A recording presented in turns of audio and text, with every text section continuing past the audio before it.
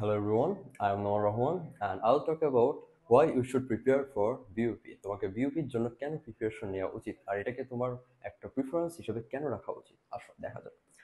এখানে আমি 8টা অপশন দিয়েছি বা 8টা চয়েস দিয়েছি, যেটার মধ্যে তুমি বুঝবা বিউপি অন্যান্য ভার্সিটি থেকে কেন ডিফারেন্ট এবং তোমাকে এটা ফার্স্ট চয়েস হিসেবে কেন রাখা উচিত। আসো দেখা যাক। ফার্স্টে দেখো, এটা বেস্ট অপশন হবে সেকেন্ড টাইমার্সের জন্য। যারা সেকেন্ড টাইমার হিসেবে পরীক্ষা দাও তাদের সাধারণত কোথায় কোথায় দিতে পারো, সাধারণত মেডিকেলে দিতে পারো অথবা আইইউটিতে দিতে পারো, চট্টগ্রামে দিতে পারো। আচ্ছা, এখানে কি হয়, এখানে কিন্তু তোমার সেকেন্ড টাইমের জন্য আবার মার্ক কাটা হয়, কিন্তু বিউপিতে কিন্তু এখানে কোনো নেগেটিভ মার্কিংও নয় সেকেন্ড টাইমার্সের জন্য। তাহলে কি সেকেন্ড টাইমার্সের জন্য কিন্তু এটা একটা বেস্ট অপশন হতে পারে। আচ্ছা, actual competition is less than what you think. Actual competition আসলে অনেক কম, যেমন যত তুমি মনে করো অত আসলে না। বিউপিতে টোটাল 500টা সিট আছে। এই 500টা সিটের জন্য অ্যাপ্লিকেশনস বা এক্সামিনার্স 12,000 থেকে 30,000 এই টাইপের থাকবে। তো পার সিটে অলমোস্ট 23 থেকে 25 এইরকম থাকে। আচ্ছা, এখন আসলে কি এমন থাকে যে পার সিটের জন্য 23 থেকে 25? আসলে না। এর মধ্যে যে সিরিয়াস ক্যান্ডিডেট থাকে মাত্র 2,000 থেকে 3,000, এর বেশি কখনো থাকে না। সো বুঝতে পারছো, পার সিটের জন্য এটা কিন্তু 10-এরও কমে হয়ে গেল। এখন এখন বিউপির অন্যান্য ফ্যাকাল্টির জন্য তোমার কিন্তু 50 থেকে 55 পর্যন্ত পার সিটের এক্সামিনার্স সাধারণত বসে।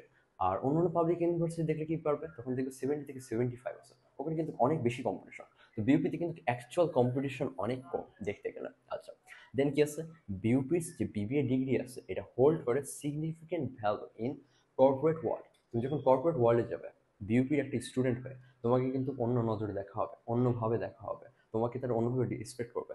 এর কারণ কি, বিউপি তোমাকে এইভাবে তৈরি করবে, তোমাকে স্মার্টনেস, তোমাকে ডিসিপ্লিন এইভাবে তোমাকে রেখে দেবে যে তোমার এই ডিগ্রির ভ্যালু তো অবশ্যই দেবে, বাট তোমাকেও অন্য একটা নজরে দেখবে কর্পোরেট ওয়ার্ল্ডে। আচ্ছা, বিউপি যে ফ্যাসিলিটিসগুলো আছে না, এটার অনেক প্রিটি মাচ বেটার তুমি যদি কম্পেয়ার করো অন্যান্য যে পাবলিক ইউনিভার্সিটি আছে এইগুলো থেকে। বিউপিতে যে আমাদের যে রুমগুলো থাকে এই রুমগুলো অনেক বেটার হয়, ফ্যাসিলিটিসগুলো বেটার হয়, সব কিছু ডিজিটালাইজ করা আছে।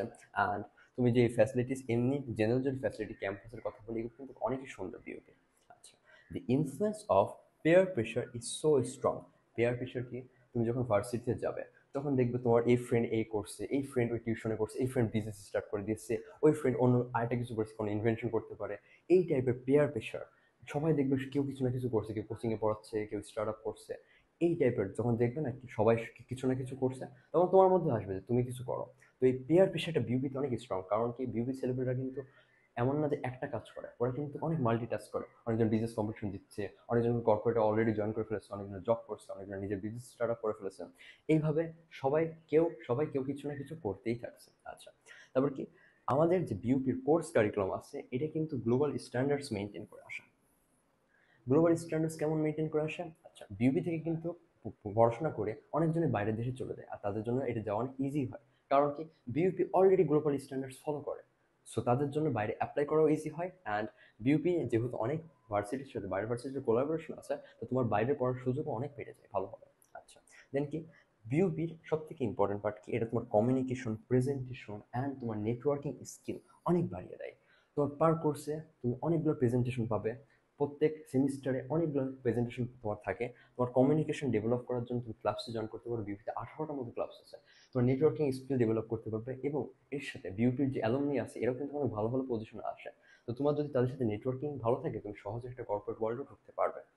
তো এগুলো ছিল আমাদের বিউপিতে তোমাকে কেন প্রিফারেন্স দেওয়া উচিত এবং বিউপিকে কেন তোমাকে ফার্স্ট চয়েস হিসেবে রাখা উচিত। আচ্ছা, এবার আসি আমরা তোমাদের জন্য, যেহেতু তোমরা বিউপিতে ফার্স্ট প্রিফারেন্স দিয়ে যদি পড়তে চাও আর ভালোভাবে প্রিপারেশনটা নিতে চাও, যেহেতু বিউপির এক্সাম সবার আগে হয়, সো অনেকজন এক্সপিরিয়েন্স দেওয়ার জন্য জিনিসটার এক্সাম দেয়, ভাবে যে দিয়ে দেখি কেমন হয়। সো এই এক্সপিরিয়েন্সটা যেন তোমার ভালো হয়, তো একটু তো প্রিপারেশন তোমার নেওয়া উচিত। আর যারা সিরিয়াসলি প্রিপারেশন নেবে অফকোর্স তারাও তো আছে ইন্টারনেটে।